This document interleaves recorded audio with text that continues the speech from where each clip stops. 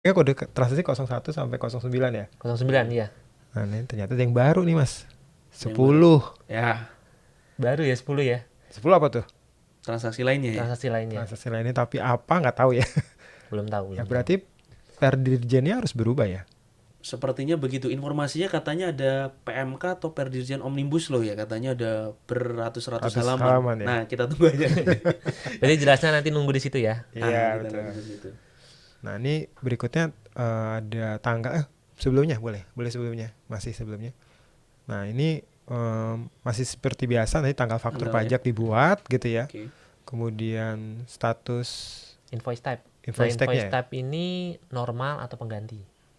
Atau bisa batal juga dari sini. Ini Oke. kan bisa ubah atau buat ya. Oke. Berarti kalau mau langsung bikin pengganti, ganti aja nanti. Itu Oke. jadi pengganti. Nah, ngomongin pengganti ada update nggak Mas Catur? Kalau dulu kan kode, kemudian ada pengganti. Kalau normal itu 0, pengganti pertama 1, pengganti kedua tetap 1, pengganti Iya. 3 tetap 1. Nah, Iya. ini gimana? Ya, kalau kita lihat cetakannya, kemungkinan besar digit nomor faktur nambah. Awalnya kan 2 depan digit kode jenis transaksi. Betul. Lalu digit yang ketiga FG pengganti, lalu 13 selanjutnya nomor seri faktur Nomor seri, pajak. betul nomor seri. Nah, di total 16. Tapi di Kortek ini jadi 17. Apa nih? Nambah yang mana nih? Kemungkinan nambahnya di FG pengganti. Oh, jadi kalau misalkan penggantinya udah ke 11 01 11 gitu. 01 11. 01 Atau misalkan 12. yang pertama mungkin 01 00. Bener. Kalau gantinya 100 kali? Nah, itu Gak mungkin. nggak mungkin sih. Mending Nggak mungkin ya? Kok salah mulu yang mending. Iya, salah. mending batalin aja lah, nggak usah bikin faktur baru.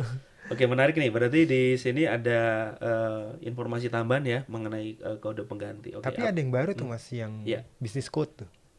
Oh iya, bisnis code. Business code ini apa ya? Nitku penjual ya? Nitku pembeli.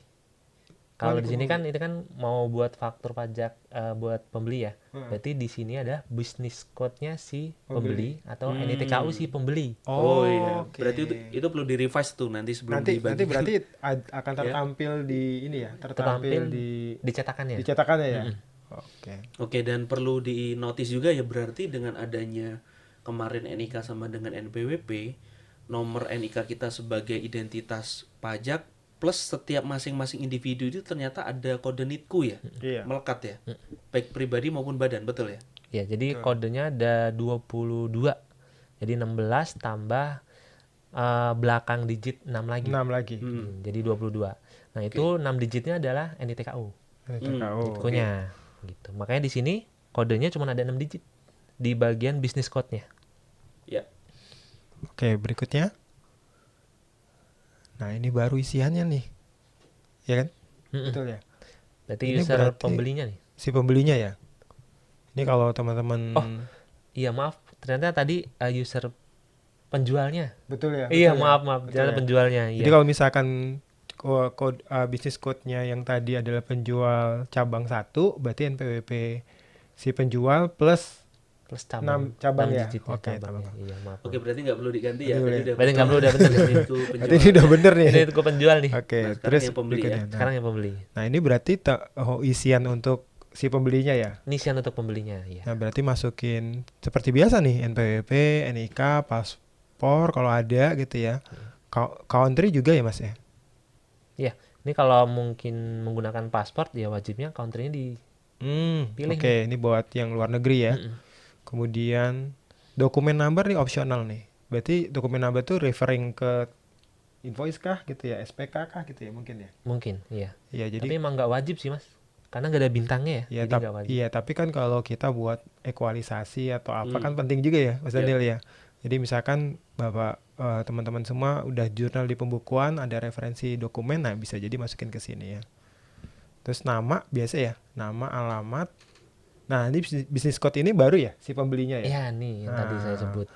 Baru pembelinya, nitku pembelinya ya. Dan ada email nih. Baru nih kayaknya. Baru sebelumnya nggak ada ya. Gak ada sama sekali. Jadi mungkin Cetakan juga nggak ada ya. gak ada sama sekali. Jadi yang ini tampilan-tampilan baru ya teman-teman semua. Jadi nanti ada email si pembeli. Tapi karena nggak ada bintang, berarti opsional ya. Tetap opsional. Tetap ya. opsional ya. Tapi bisnis code wajib. nama, alamat wajib ya. Nah pertanyaannya, email bisa dikirim nggak ya faktur pajaknya di Cortex ya? Harusnya nggak perlu email kali ya, Nggak karena perlu, kan udah kan? masuk ke Udah dashboard masuk. si pembeli kan. Iya. Jadi nggak perlu juga ya. Nanti Iya. mungkin bahas di PM-nya Iya, lebih di jelasin PM-nya, nanti ya. betul, di PM-nya ya. Nah, berikutnya ya. Nah, sekarang baru masuk nih ke isiannya nih. Wah, ini luar biasa nih informasi terbarunya nih. Jadi ini isian dari transaksinya ya, baik Detail. barang maupun jasanya ya. Iya. Jadi kan tadi teman-teman semua kan milih barang atau jasa ya, karena kan PPN itu BKP atau JKP ya. Nah, ini ada kodenya nih. Ya, kodenya. Nah ini sesuatu yang baru ya untuk kodenya ya. Iya. Yang tadi ada pertanyaan, apakah harus inputin kode barang atau jasa? Nah kodenya ini mungkin di slide berikutnya nih, sebelum nanti kita bahas detailnya nih Mas Dodo. Iya, tapi informasi daftar kodenya itu luar biasa. Banyak banget, Mas. Ya, Ada- boleh next Mas. Iya, Nah ini nih ada nih. Tapi kalau di simulator belum ada Belum. ya. Di simulator nggak bisa diklik ya. Jadi kalau nggak salah informasinya itu, jadi informasinya itu kalau nggak salah total ini ya, total jumlah kode barangnya itu sampai 1.300-an, Mas. 1.300 dan harus Iya, milih. Nah betul. kita lihat apa aja ya. Nah, ini ya. Oke. Pertanyaan saya itu ada binatang hidup gimana nih? Ada binatang hidup, ada biri-biri, kambing, unggas hidup. ada daging gitu Daging ya. pun dibagi ya, ada daging lembu. Wah, ada daging babi juga ya. Daging kuda. Didetailin ya. Daging kuda. Serius ini harus input satu-satu begini. Iya, Harus iya. milih. Berarti nanti sistem yang dibuat atau ERP atau sistem accountingnya punya refer juga harusnya ya. Betul, betul. Jadi kalau posisi mau integrasi ya, Kan integrasi. ya itu harus ada referensi terkait dengan kodenya. Ini bisa 1.300. Yang jasa itu ada 600, Mas. Konstruksi pun dibagi ya. Betul. Untuk yang residen, untuk yang rumah, untuk yang tempat tinggal, pekerjaan teknik sipil, Betul. jalan layang. Ini apa ngambil dari kode KBLI atau gimana nih? Nggak tahu juga ya. Nggak tahu juga. Nggak tahu juga ya. Dan saya nggak ngebayang nih kalau konteksnya input manual ya. Atau impor pun itu juga nggak kebayang karena dia harus mereklasifikasi, menambahkan satu-satu ini masuknya kode yang mana. Iya. Meskipun pakai VLOOKUP bisa, tapi kalau datanya ratusan atau ribuan atau puluhan ribu ada yang salah, lumayan ya. Betul. Jadi bisa human errornya Human error-nya tinggi sih. tinggi sekali. Tinggi sekali. Iya. Oke. Nah, mungkin kita ke slide sebelumnya ya. Slide sebelumnya itu, nah ini ada satu nih, Mas. Kalau nama barang tadi udah. Nah, unitnya nih. Unitnya itu macam-macam ya. Ada kilo, ada inci, ada hari, ada jam. Berarti harus didetailin lagi nih unitnya nih. Barang tersebut masuk ke kilogram kah? Masuk ke hari kah? Atau masuk ke jam? Mungkin yang jasa ya. Pertanyaan saya tadi, misalkan jual daging sapi, berarti harus di insert itu. Iya. Berapa kilo Berapa gitu kilo? ya. Iya. Ya, kalau belinya Ekor 200 kali. Kalau ekor, ya, kalau belinya 250 gram dagingnya. Berarti ditulis di situ 250 gram. Betul, kilogram. Berarti beli emas sekian gram ada itu ya. Iya. Itu bahkan ada itu ya, kilo, liter, hari, jam ada Mas Catur ya? ada. Jadi lengkap tuh. Yang jadi masalah kalau itu barangnya itu nggak bisa didefinisiin unitnya, Definisiin, pilih ya. mana ya? Iya. Gitu ya. Nah, unitnya ini informasi yang didapat itu totalnya sampai 33, Mas. Wah, 33. Jumlahnya 33. Berarti nggak berhenti pusing di masalah pemilihan kode, pemilihan satuan pun juga pusing gitu ya. 33 unit ya. 33 unit. Jadi Iya, bisa iya. jadi dia jual hari itu bisa dalam bentuk kilogram, dalam bentuk gram, dalam bentuk box, macam-macam ya. Ya tergantung kasusnya, transaksinya ya. Oke, menarik nih ya. Oke, apalagi nih Mas Dodo? Ya, ini ya paling informasinya. Boleh sebelumnya deh. Kalau sebelumnya itu ya nanti kan tergantung ada harga pricingnya ya. Ini harusnya sih udah disetting awal ya. Seperti e-faktur kan udah disetting ya. Harga per kilonya berapa, gramnya berapa, itu harusnya udah disetting. Dan kalau udah ini dihitung otomatis ya? Otomatis nanti kuantitinya juga sama gitu ya. Apakah 11%? Nah, itu mau saya tanyakan.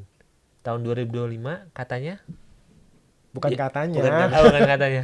Tapi emang di undang-undang HPP memang udah digeser menjadi 12% ya mulai Januari 2025. Iya, kecuali nanti di November atau Desember ada Perpu Iya, tetap ke 11% 11%. atau bahkan ke 10%. Nggak mungkin. Jangan makan konspirasi. Sih. Oke. Nah, tapi kan ini settingan waktu ke transaksi per masing-masing ya. Harusnya ada settingan buat bikin itunya ya. Bikin pricingnya ya, daftarnya ya. Sehingga kita nggak mungkin tinggal klik aja harusnya kan. Klik, langsung keluarkan, set, tinggal masukin jumlahnya. Enak kalau refer ke barang sebelumnya maksudnya ya. Iya, betul. Jadi kalau barang sebelumnya kan biasanya jualannya sama terus ya. Iya, bisa sama terus. Jadi Tapi kalau ada diversifikasi produk Mas Atur bisa ini nih, kecuali untuk yang transaksi retail ya. Cuman kalau retail menarik itu ada di Gunggung, nantilah kita bahas. Ya bahas Oke. lagi. Balik lagi ke sini Balik dulu. lagi, boleh. Nanti tinggal di save aja. Ya, boleh berikutnya. Nah, ini yang tampilan di Pajak Express ya. Jadi Pajak Express sebenarnya udah ngedevelop ya. Iya, jadi informasi juga kita dari Pajak Express itu dalam tahap development juga untuk masuk ke Cortex. Jadi gongnya nanti kita wajib nih 2025 Pajak Express sudah bisa Cortex. Oke. Jadi bareng-bareng ya sama Bareng-bareng. Cortex di DJP ya.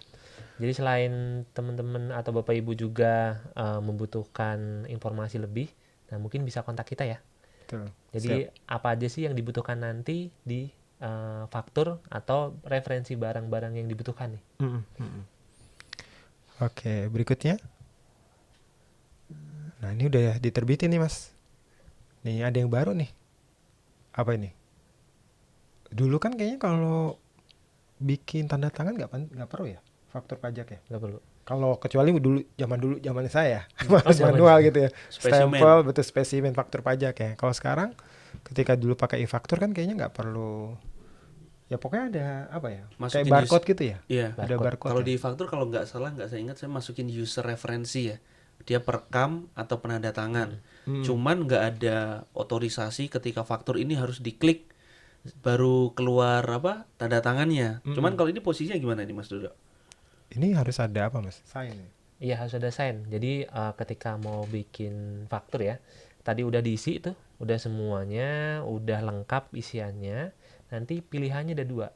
Nanti bisa di save draft. Kalau draft ini sebenarnya belum upload harusnya ya, karena bentuknya kan draft ya. Oke. Berarti masih bisa diedit ya? Masih bisa diedit, belum upload. Nah kalau yang submit, berarti itu udah mau diupload tuh. Jadi bener-bener udah yakin nih kita mau upload fakturnya, klik submit. Ketika udah diklik submit, akan muncul pop-up atau notifikasi harus memasukkan signernya. Nah, berarti nyambung ke yang tahap persiapan awal kan? Siapa aja yang menjadi penanda tanganan faktur pajak dan bisa jadi nggak direksi. Kalau ternyata dia meminta karyawannya untuk menjadi signer di tax invoice ya. Ya, tapi kan itu harus sesuai dengan ketentuan ya, nggak Iya. semua karyawan kan. Betul. Karyawan yang ada kompetensi di bidang perpajakan dan lain-lain. Jadi memang harus desain ya. Harus Nah, desain. ini butuh waktu ya. Iya butuh waktu karena ya ini harus ini ya maksudnya tektokan juga sign-nya kan nggak cuman dari KO-nya DJP ya, ada Kode signer yang lain ya. otorisasi. Kode otorisasi. Karena dapat dari apa Privy, privy dan ya. lain-lainnya. Nah itu belum tahu. Tapi ketika sudah mau disubmit terus memasukkan ID dan password yang tadi tuh yang di KO, ketika diklik submit maka baru berhasil tuh. Berarti yang klik submit ini harusnya si karyawan yang tadi yang udah Betul, di-assign ya. bisa sign. Dan nama penanda tangannya harusnya karyawan yang desain itu ya. Iya. Nah, yang jadi masalah adalah lagi proses sign itu bisa gagal nggak sih, Mas? Oh mungkin bisa. Tergantung kalau ini kan berhubungan dengan web base ya, sehingga koneksi akan jadi problem. Tiba-tiba putus nih internet. Betul. Berarti sign-nya gagal. Nah, kalau sign-nya gagal itu faktur pajak yang udah kita buat itu akhirnya otomatis batal atau gimana? Oh iya. Jadi ketika di save as draft atau submit, itu akan membentuk nomor faktur. Oh, ngebentuk nomornya fakturnya ketika submit. Ketika submit atau save as draft. Jadi tergenerate nomor secara otomatis ya. Berarti kayak bukti potong jatuhnya. Iya, betul. Bukti potong 2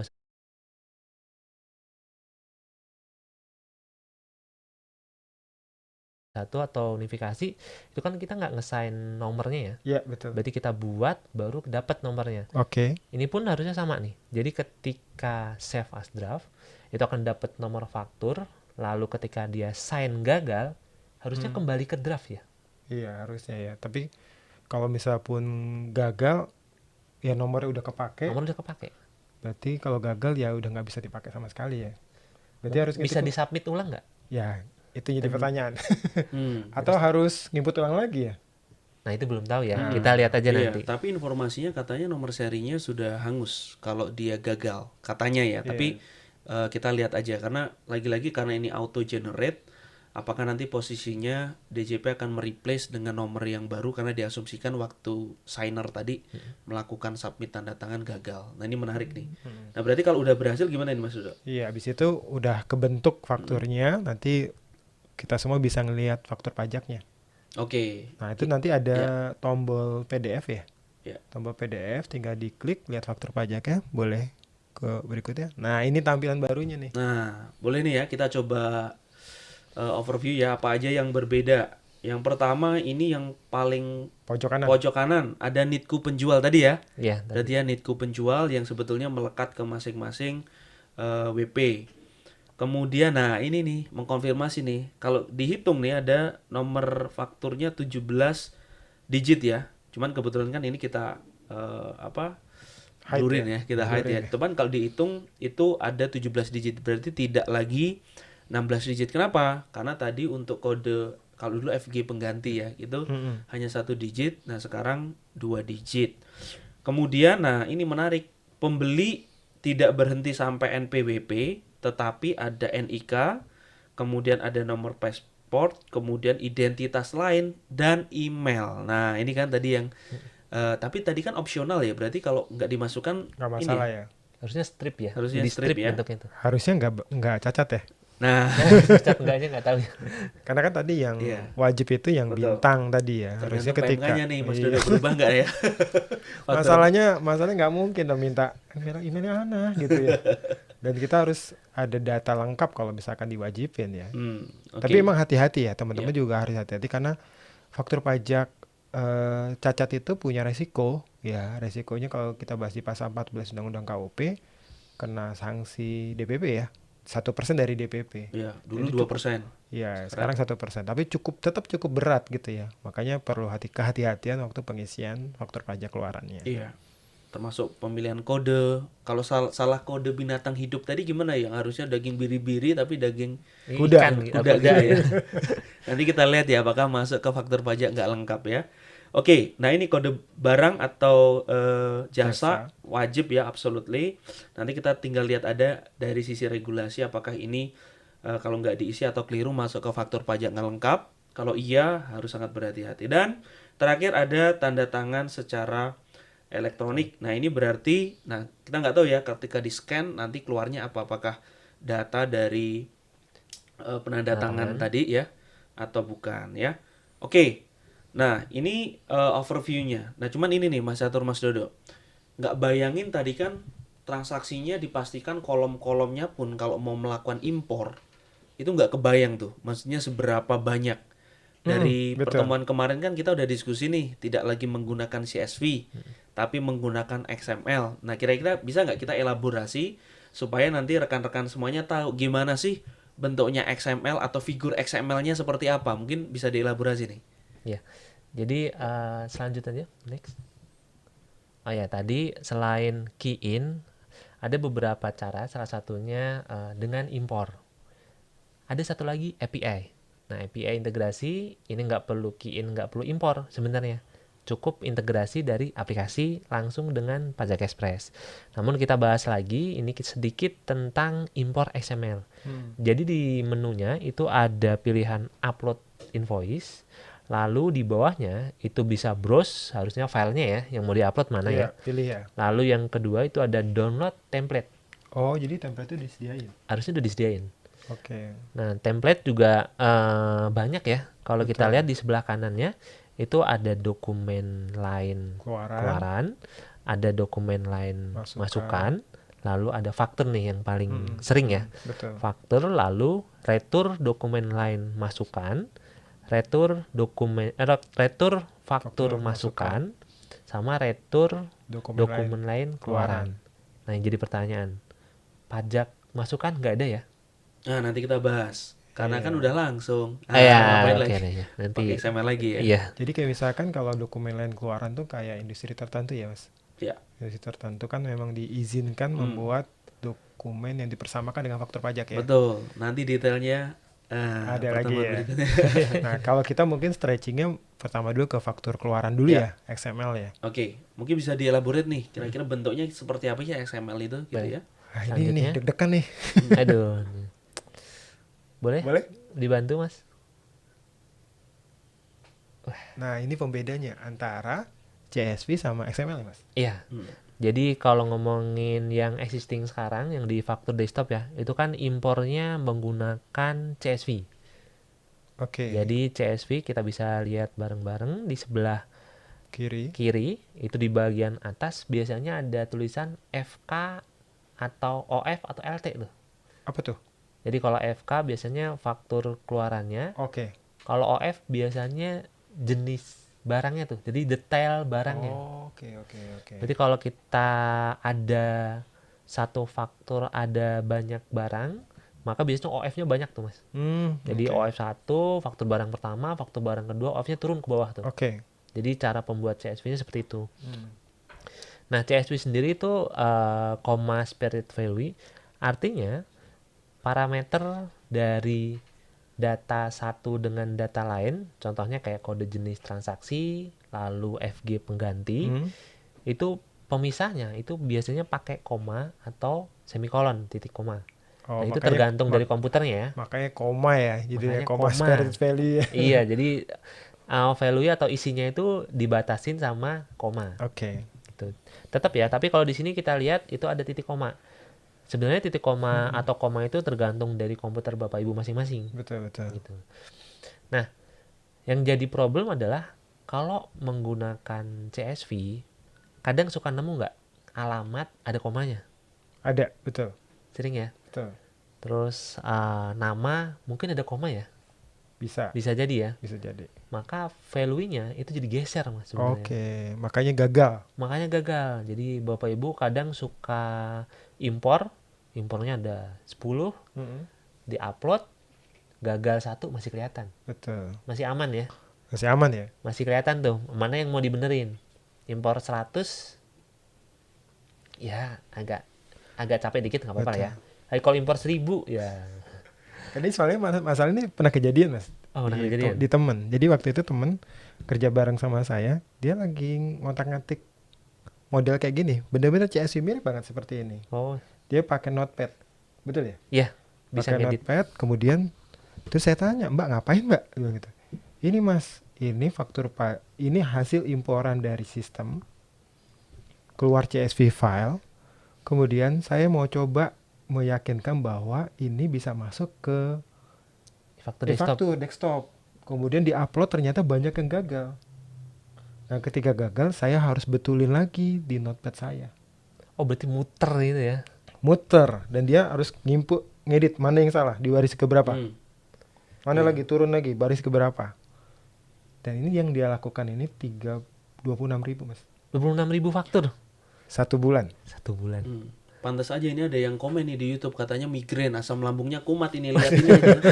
Lihat yang di monitor, ya kan? Berarti nih kita kayak ini ya programmer ya. Gitu ya. Iya. Ini kan seperti coding-coding. Berarti Coding. pertanyaannya gini. Ketika mengconvert ini berarti pertama tidak semudah ketika Excel to CSV save as gitu ya.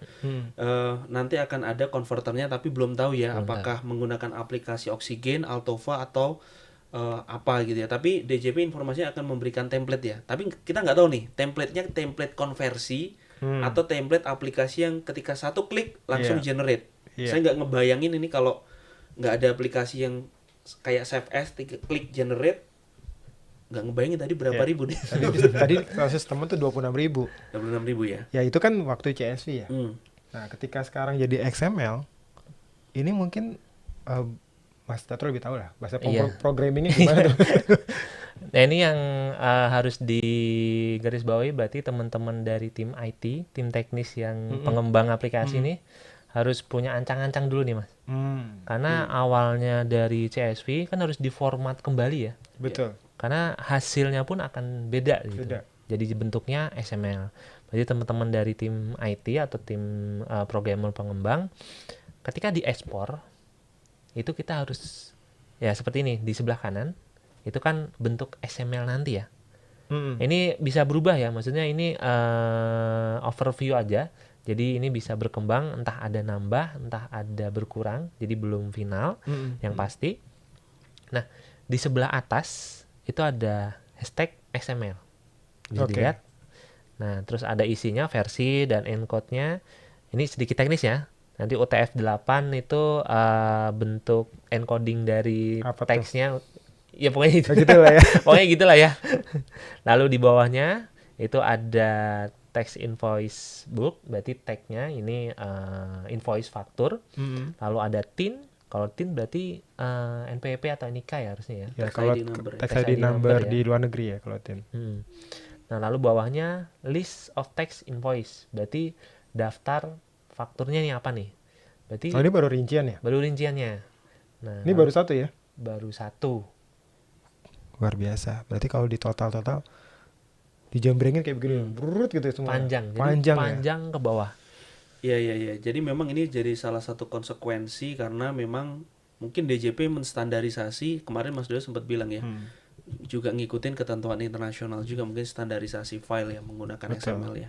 Tapi ada insight nih bahwa kalau rekan pajak nanti tidak mau pusing ya, keluarin masukin data menggunakan XML, ya bisa dibantu menggunakan Pajak Express. Jadi nanti kalau menggunakan Pajak Express tidak perlu memasukkan data melalui XML, jadi nggak perlu convert pusing-pusing. Apalagi bisa nggak sih nanti tanpa kita masukin atau keluarin data? Bisa, nanti kita bahas ya seperti apa. Oke, ini faktur pajak keluaran nih ya. Kita mungkin masuk ke faktur pajak masukan ya, Mas Dodo ya, Mas Catur ya. Betul. Oke. Nah, ini nih pengkreditan pajak masukan gimana nih Mas Dodo nih? Nah, sekarang kita masuk pajak masukan ya. Sama seperti keluaran, ini ada dashboard-nya. Dashboard ini adalah pajak masukan yang sudah diinput oleh si penjual. Mereka input tadi, keluaran tadi akan masuk ke dashboard kita sebagai pajak masukan. Nah, cuman yang perlu diperhatikan, ini ada keterangan-keterangan ya, teman-teman semua ya. Ada credit invoice, ada uncredit gitu ya. Ada lagi back to approve. Apa ini ya? Banyak ya. Iya, Ini ada memang teman-teman ada nomenklatur baru ya. Jadi ini memang harus dipelajari Mas. Iya. Jangan sampai terjadi kesalahan ya. Artinya gini. Ini main logika dasar ya teman-teman. Si penjual itu kan sudah ngupload ya, tadi submit ya. Submit kemudian dapat approval dari kantor pajak, bukan dari kantor pajak ya. Sorry dari sistem, kemudian akan otomatis masuk ke kita. Nah, dari kita tinggal milih apakah mau dikreditkan. Kalau sesuai dengan ketentuan mau dikreditkan, silakan. Pilihannya yang pertama. Yang kedua, uncredit invoice berarti nggak bisa dikreditin ya. Dikreditinnya nanti kali ya. Bisa nggak? Ah, itu Nah, itu menarik. menarik tuh. Karena untuk pengkreditannya sendiri itu ya Mas Dodo. Kalau sebelumnya kan ketika bicara pajak masukan kan 3 bulan ya. Betul. Nah, soalnya sosialisasi terakhir katanya dikreditkan di masa pajak yang sama ya. Sama, betul. Apakah itu menyalahi ketentuan? Nah, nanti kita bahas khusus lah ya terkait dengan diseminasi Bagian kajian itu ya nanti. Kajian. sambil nunggu nih peratanya berubah atau enggak. Nah, cuman yang kalau kita bahas di SPT ini ya, Iya. teman-teman ya, SPT PPN, Hmm. yang kan ada A, ada B ya. Ya. Yang B ini kan yang pajak masukan. Kalau B1 kan yang impor ya, Impor. atau store sendiri lah ya. gitu Dokumen lain ya Dokumen nanti ya. lain ya. Nah, B2 itu yang dari faktur pajak dalam negeri. Artinya kalau teman-teman mau kreditin, pilih kredit, nanti langsung direct ke B2 gitu ya. Nah, tapi kalau posisinya yang nggak mau dikreditin, larinya ke B3. Kalau formulirnya nggak berubah, Mas. Kalau nggak berubah ya. Lampirannya ya. Lampirannya ya. Kita lihat ya nanti ya. Oke. Nah, sekarang yang back to approve nih, Mas. Ya. Jadi tadi kan udah dikreditin atau tidak dikreditkan ya. Iya. Berarti kalau pertanyaannya gini, ini bukan faktur pajak masukan saya. Perlu milih nggak kredit atau uncredit? Ya, berarti kan seolah-olah minta ke penjualnya dong. Salah nih gitu ya. Iya. Jadi ibaratnya kayak contoh ada faktur dengan nilai A gitu ya. Dengan nilai A ini kok nggak sesuai. Berarti tinggal nggak usah diapa-apain harusnya ya. Iya. Tinggal diinfo ke penjual, tolong dibetulin. Masuklah prepop ke pajak masukan, muncul baru. Berarti kita pilihnya back to approve. Nah, back to approve ini kemungkinan ya, ini karena nggak bisa ngetes lebih jauh juga. Tapi kalau kita checklist, pilih kredit atau uncredit, berarti tadi udah masuk B2 atau B3 ya. Betul. Nah, kalau back to approve, berarti ini dikeluarin lagi dari B2 atau B3. Oke. Jadi masuknya approve karena Masuknya kalau dulu saya nggak tahu ya di prepopulated pajak masukan ketika data masuk kita milih-milih untuk dikreditin gitu ya. Tapi sekarang posisinya langsung ketika masuk itu approve gitu ya. Langsung approve. Approve nanti tinggal pilih ya kredit atau nggak dikreditkan gitu ya. Jadi approve itu bukan berarti kita setuju. Setuju. Itu sebenarnya itu ada transaksi yang kita lakukan dengan si penjual. Faktur pajaknya udah dilapor sama mereka gitu kan. Udah di approve sama DJP, DJP, server gitu ya. betul. Oke, Tapi oke. kan bisa terjadi kesalahan dan kita udah kreditin, kita pengen balikin lagi ke approve gitu ya. Berarti konteksnya approve ini approve dari DJP ya, bukan approve dari kita ya. Iya, betul. Approve-nya itu benar-benar fakturnya sudah terbuat nih dari DJP. Betul. Nah, dari sini kelihatan nanti bisa diekspor ya PDF-nya. Kemudian ada statusnya nih, Mas. Nah, mungkin dibahas nih Nah, Mas Seto. sebelumnya ini bisa cetak PDF lagi Oh ya? ya. Oh, bisa cetak PDF, bahkan bisa diekspor Excel ya. Iya. Dan dicek detail barangnya. Nanti mungkin ada di slide berikutnya kali ya. Iya. Heeh. Oke, statusnya nih, Mas Statusnya nih, Setur, Mas. di elaborasi nih. Kan tadi baru ngomongin approve ya, sama kredit sama uncredited. Nah, yang lain gimana nih? Ada kemungkinan statusnya di luar itu nggak? Kalau dulu ada diganti ya, masih ingat ya? Ada diganti, ada normal pengganti, ada batal, Retur, ada retur, Ya, macam-macam lah ya. macam-macam ya. Tapi kalau kita main kondisi seperti ini, kalau posisinya approve, ya itu semuanya akan tertulis approve tuh ya. Tapi kalau misalkan sudah dikreditin, ya tertulis ya, Tertulis kredit ya. kredit. Gitu Berarti statusnya. status yang sebelah kanan tadi tuh. Oh, ini nih. Nah, Betul. ini. Ya, jadi memang kalau approve itu adalah faktur pajak masukan dari lawan transaksi sudah diterima secara otomatis by system dan siap untuk dikreditin atau tidak dikreditin. Jadi ready nih, udah masuk ke dashboard kita gitu loh. Maksudnya approve ya, teman-teman ya. Kemudian yang kredit tadi kita milih masuk ke B2, uncredit masuk ke B3 gitu ya. Nah, ini nih ada yang baru nih, Mas. Iya. Amendment. Iya. Apakah nanti akan begini atau ketika klik bahasa Indonesia akan itu ya? Maksudnya pengganti gitu ya. Betul. Tapi ada waiting nih for pengganti ya. Iya, ketika ini mungkin posisinya udah terlanjur diklik tadi ya credited atau tadi ya. Jadi pajak keluaran kan udah dibuat. Lalu masuk ke pajak masukan. Nah, kalau udah masuk pajak masukan lalu dikreditin, berarti kan udah masuk B2 tuh. Terus mau Terus ganti mau gitu ganti nih pembelinya penjualnya. Berarti ada kemungkinan itu jadi waiting for Berubah status ya. berubah status. Iya, jadi nggak bisa serta-merta satu pihak ya, makanya ada tulisannya waiting dulu ya, Iya, for amendment ya. Berarti ini berlaku juga untuk yang cancel nih, batal nih. Iya, sama. Ya. Berarti nggak boleh cancel walaupun sekarang sebenarnya batal itu harus kedua belah pihak sih kalau udah dikreditin memang. Iya, makanya mungkin terminologinya sekarang diganti waiting for cancellation. Waiting for cancellation. Gitu ya. Atau tunggu ini proses pembatalan dulu ya, karena harus dua belah pihak gitu ya. Iya. Jadi sebenarnya waitingnya ini dua kali waiting nih ya.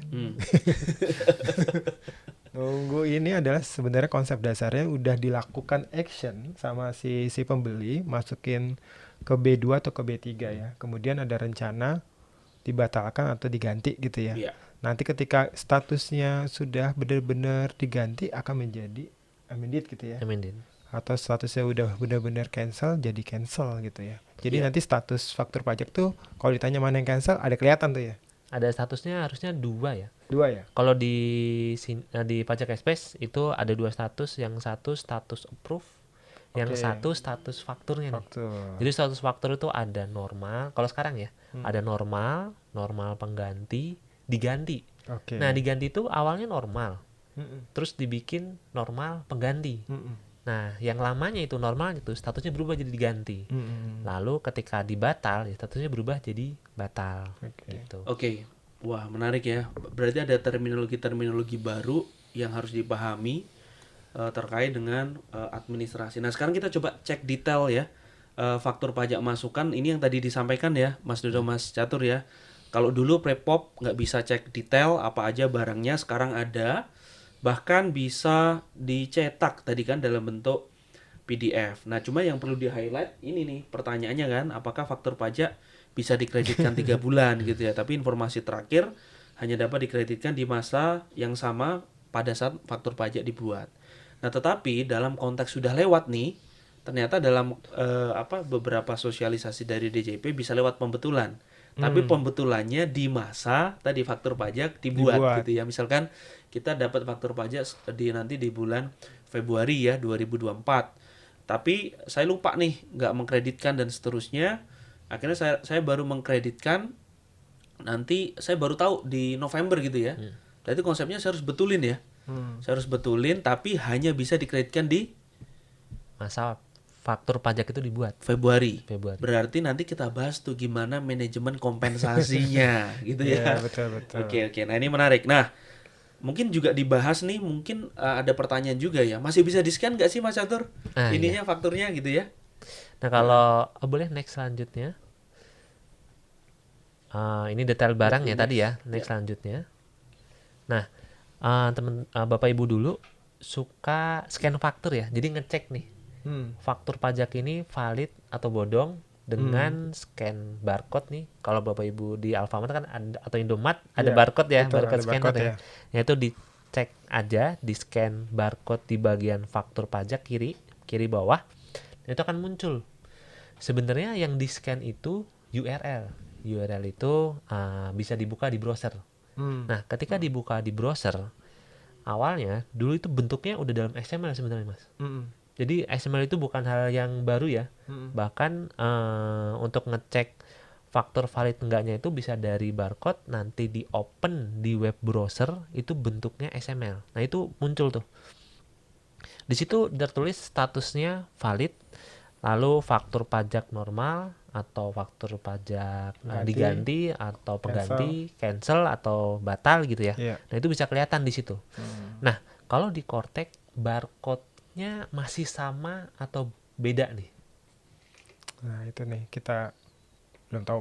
Belum tahu ya. Belum tahu sih. Karena masih simulator ya, pas di scan atau pas lagi dicek juga nggak kelihatan sih. Nggak kelihatan. Ya, oke. Menarik ya. Tadi pajak keluaran sudah, pajak masukan sudah. Tadi saya lihat di beberapa komen ya, wah ini migrainnya kumat kan gitu ya, tambah pusing dengan adanya ini Kortek dan seterusnya. Nah, sebetulnya jangan berkonklusi dulu ya, karena ketika kita berbicara yang masalah itu selalu bisa diselesaikan kan gitu ya. Nah, kita tetapi XML boleh bisa key in atau import. Key in nggak ngebayangin ya tadi seperti apa ya. Kalau impor juga tantangannya juga nggak mudah karena impornya nggak lagi CSV tetapi XML boleh dicek. Nah, ya kan? Ada satu lagi yang kelupaan. Input itu selain dua itu bisa menggunakan integrasi API kan gitu ya. Nah, mungkin Mas Catur bisa jelaskan nih, maksudnya integrasi API ini seperti apa dan nanti dampaknya seperti apa, Mas Catur? Ya, karena biasanya kita taunya cuma key in sama impor ya. Iya. Jangan-jangan ada yang bisa lebih canggih, mempermudah sehingga yang tadi usaha melambung jadi nggak kumat-kumatan lagi ya. Oke, ke next selanjutnya. Nah, di sini ada contoh ya. Jadi contoh integrasi dan otomasi itu nanti seperti apa. Nah, biasanya teman-teman dari staff input data nih penjualan di sistem internal ya. Internal. Dia akan masuk ke ERP atau accounting system Bapak Ibu. Nah, ketika sudah dimasukin, maka harus melakukan ekspor. Ya. Jadi nggak langsung terbuat tuh fakturnya karena baru masukin invoice-nya aja ya. Betul. Di faktur pajaknya belum kebuat, perlu dilakukan ekspor Excel dulu. Nah, kalau yang versi yang sekarang existing itu convertnya ke CSV. Jadi dari Excel convert lagi ke CSV. Nah, itu stepnya udah banyak ya.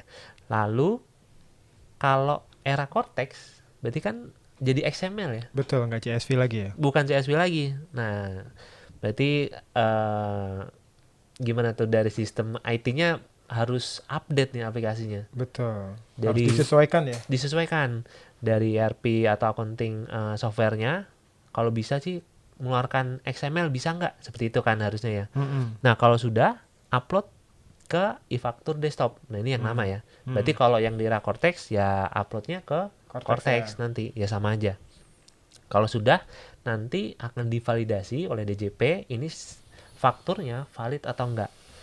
Nah, proses ini kalau fakturnya itu enggak sesuai berarti balik lagi Mas. Balik lagi ya. Balik lagi nih.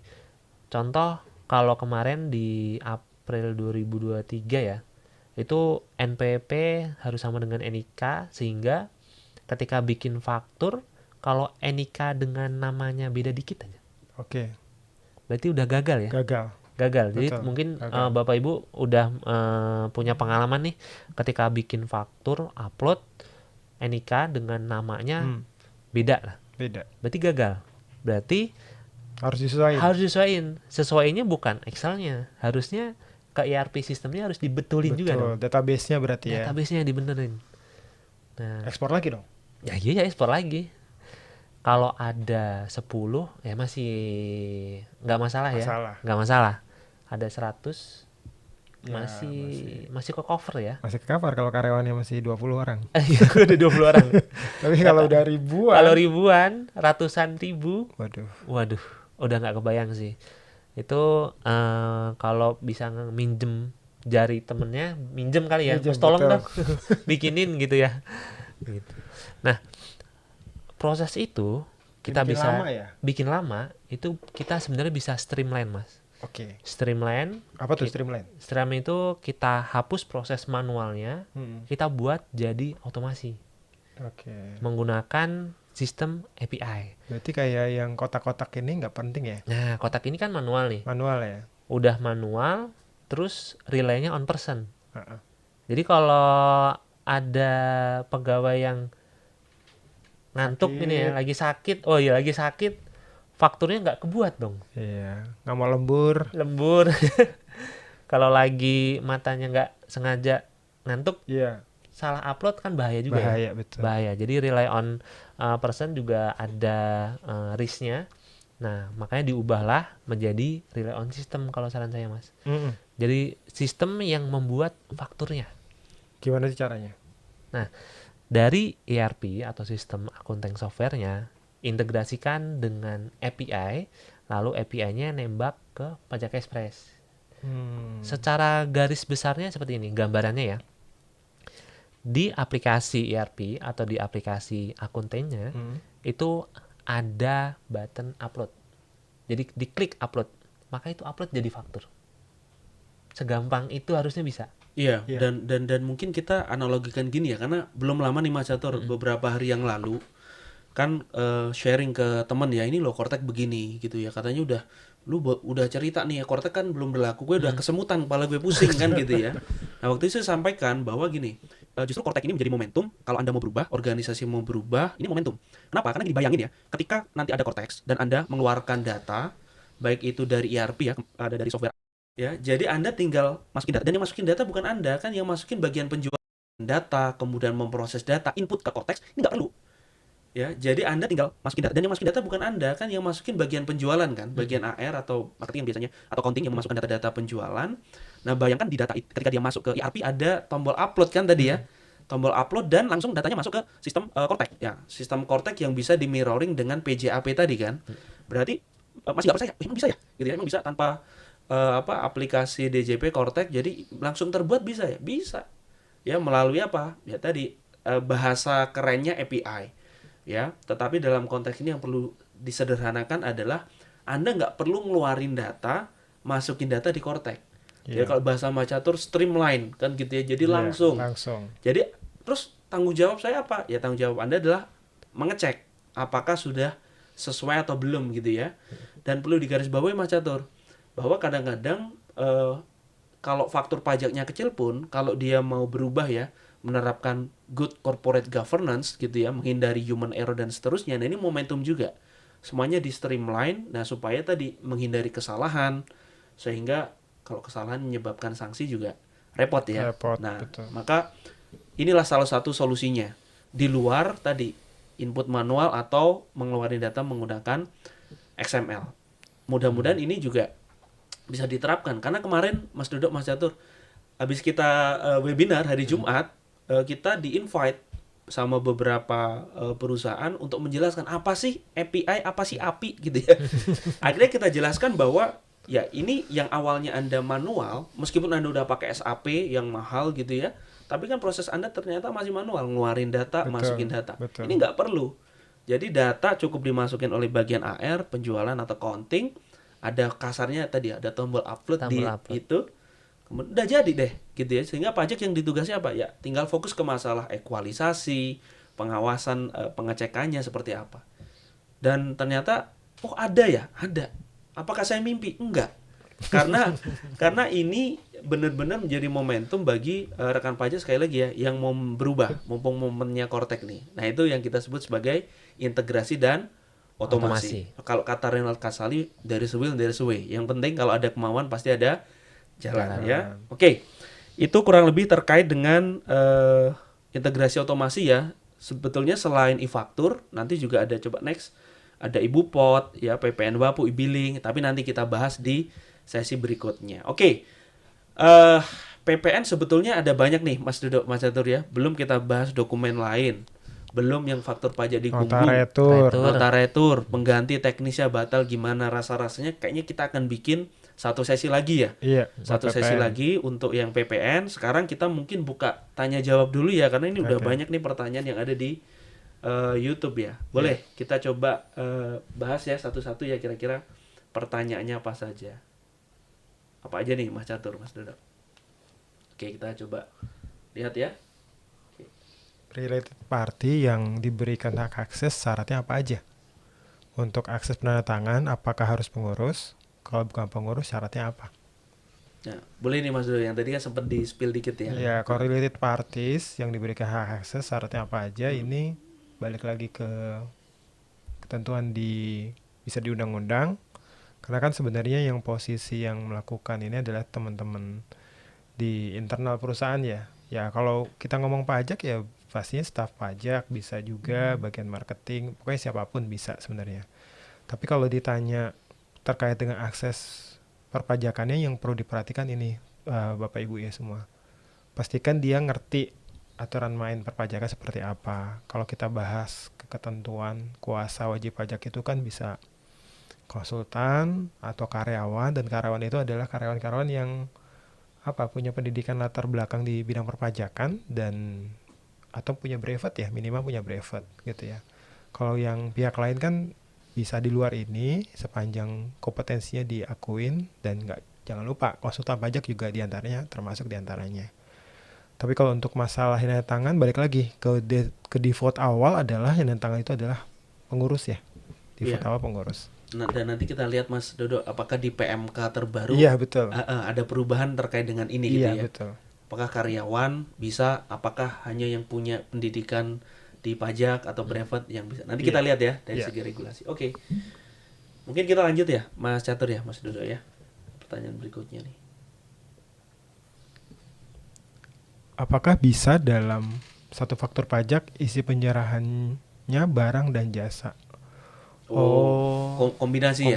Gimana Mas Catur kira-kira secara teknikal? Kalau secara teknik ketika kita buat itu cuman bisa namanya radio button ya. Radio button itu hanya bisa memilih salah satu. Jadi memilih antara barang atau memilih antara jasa. Karena dia bentuknya bukan checklist. Kalau checklist kan bisa dua ya. Kalau di aplikasi Kortek itu saya lihat bentuknya bulat. Jadi cuman bisa milih antara dua itu.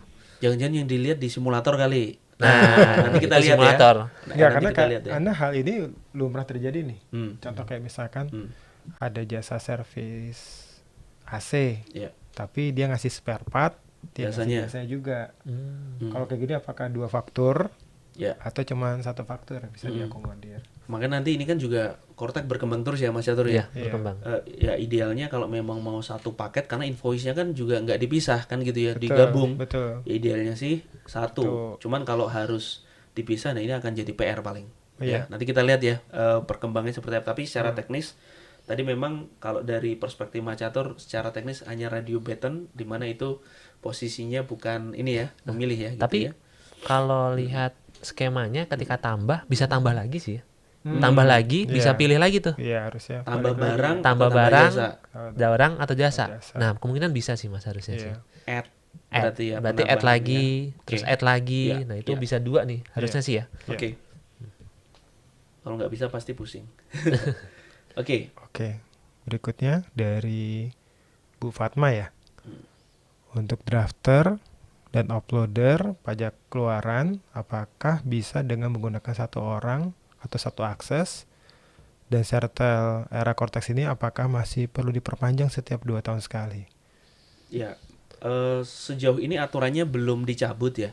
Memang kalau yang lama itu kan sertel itu kan diperbarui 2 tahun dan harus datang kan ke KPP. Tapi kan kalau sekarang kalau lihat di aplikasi ini kan bisa langsung ya. Nah kita lihat aja ya secara ketentuan apakah perlu diperbarui secara berkala atau tidak. Tapi logikanya sih enggak ya. Tapi nanti kita lihat seperti apa. Iya.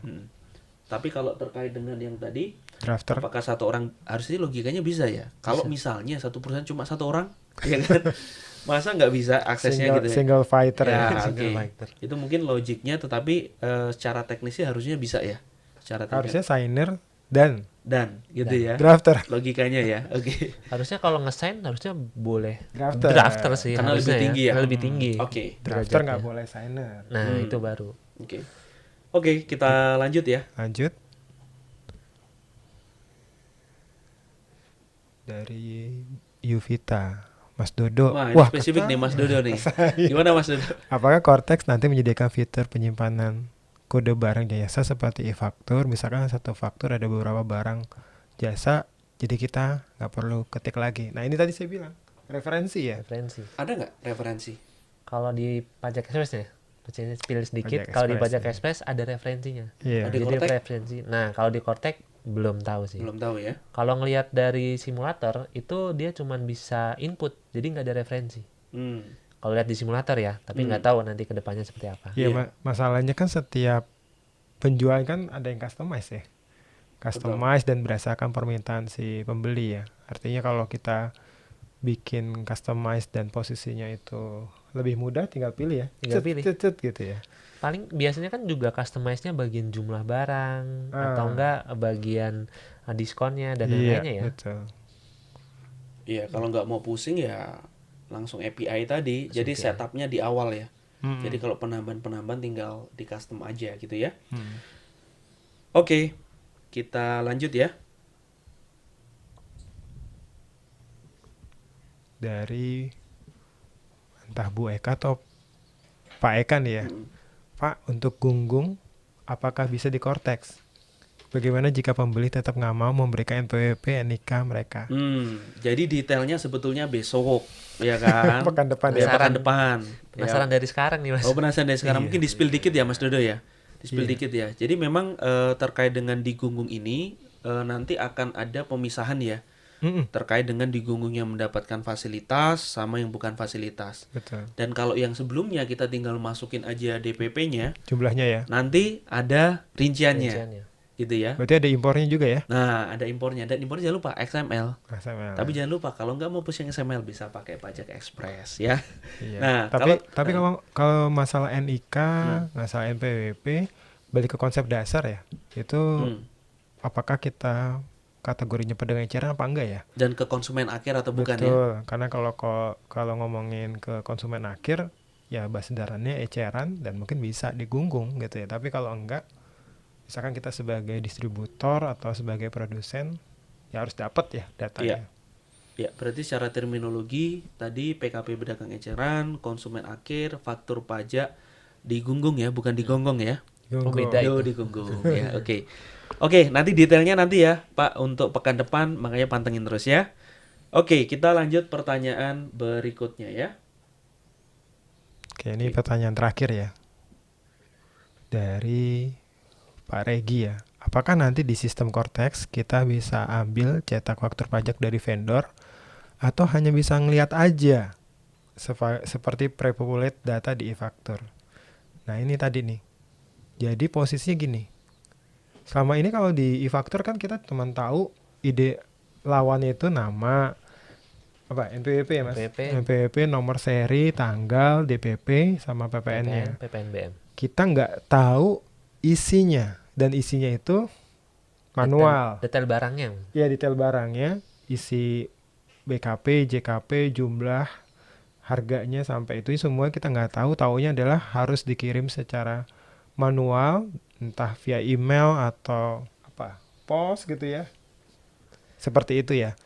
Nah, sekarang kalau dengan Cortex tadi ada bottom PDF. Ya betul ya.